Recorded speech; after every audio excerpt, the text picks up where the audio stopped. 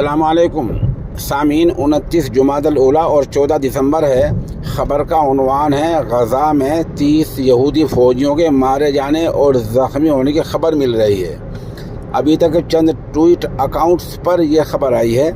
किसी मुस्तनद और मोतबर ज़रिए से ख़बर नहीं मिल रही है, लेकिन ट्विटर अकाउंट पर और सोशल मीडिया पर यह खबर चल रही है कि 30 यहूदी फ़ौजियों के मारे जाने और ज़ख्मी होने की खबर है।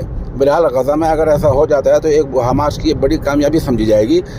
इसके साथ साथ इससे पहले खबर आई थी कि यहूदी फ़ौज की 4-5 गाड़ियों में आग लगा दी है, और उससे पहले ऐसी खबर आई थी कि टैंक लेकर यहूदी फ़ौजी भाग रहे हैं और पीछे हमास के नौजवान उनके पीछे भाग रहे हैं, वो पीछे कर रहे हैं, उन पर मिसाइल दाग रहे हैं, मार्टर दाग रहे हैं, बंदूक के गोले दाग रहे हैं। ऐसी खबरें मिल रही हैं। तो बहरहाल आज ये इत्तला है।